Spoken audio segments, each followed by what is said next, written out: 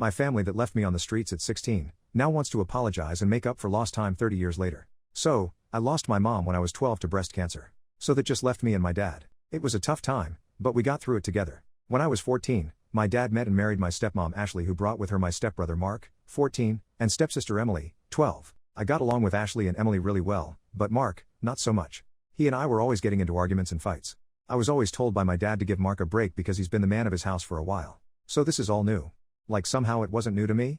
Anyways, when I was 15, I met a girl at school named Lisa and we started dating. As much as one can date at 15. However, Mark apparently had a crush on her and was mad that I asked her out. He started a fight over it, in which my dad had to intervene once again. And somehow I again was made out to be the bad guy. One day after my 16th birthday, my stepmom was putting away my laundry and started yelling. Which was awkward because my girlfriend Lisa was there. We all ran thinking the worst. When we got to my room, my stepmom was holding several pairs of my sister's underwear yelling at me, asking why they're in my drawer. I had no answer as I'd never seen them before. Of course no one believed me, no matter how much protesting I did. Then Mark piped up saying he always caught me staring at his sister and he thought it was creepy. He even said he caught me once saying I wish I could marry her. Obviously lying, but that was all it took. Lisa slapped me and called me a perv and told me we were done and walked out. My dad grabbed me by the arm and threw me out of the house, yelling at me that he wasn't going to put his daughter at risk from a perv, not the word he used, but you get it. I banged on the door to be let in, crying and telling them it was all lies told by Mark. My dad, apparently had enough. I heard the locks. He opened the door and shoved me to the ground and told me to get lost. I told him I had nowhere to go and he said that wasn't his problem, then closed the door. I found myself on the streets, with nothing to my name. No place to go. I tried calling my dad's parents but he had already called them and they told me they won't help a perv. My mom's parents passed away before I was born. Well, I lived on the streets for 2 years, doing what I had to in order to survive. No kid should have had to do what I had to do, in order to just live, just saying. There were some really dark days. Lots of therapy later in life helped me with this. Shortly after I turned 18, I found a job working at a boxing gym, states away from where I began this horrible journey. I worked there for years. Learned the sport, never gonna beat Mike Tyson, but was good at the sport, which helped me with my hate and anger. Then one day I met a new girl, a 20 female, at the cafe down the street from the gym.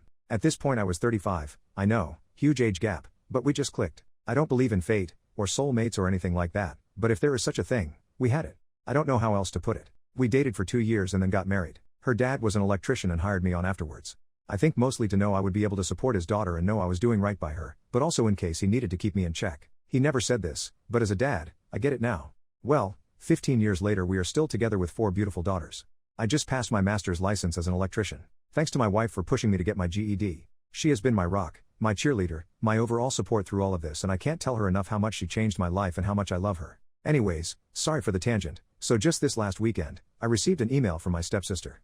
Not sure how she got my email address, but I know it isn't hard via the internet, not like I've been hiding. Mind you, I'm now pushing 50, so it's been 30 plus years since I've heard from any of them. It was a long email. Not gonna give you all of it, but the meat of it is, they now know what really happened. Mark, I guess, was busy drinking with his buddies on Friday and somehow my name was mentioned. Mark, I guess, started bragging how he set me up and took my girl. Yup, Mark and Lisa got together and got married, all those years ago. They were all laughing hoping I passed away on the streets. Bunch of rude and vile stuff. Guess he forgot Lisa was there and she heard it all. So she called my stepsister to let her know, and so Emily spent all weekend trying to find me. Like I said, the email was long.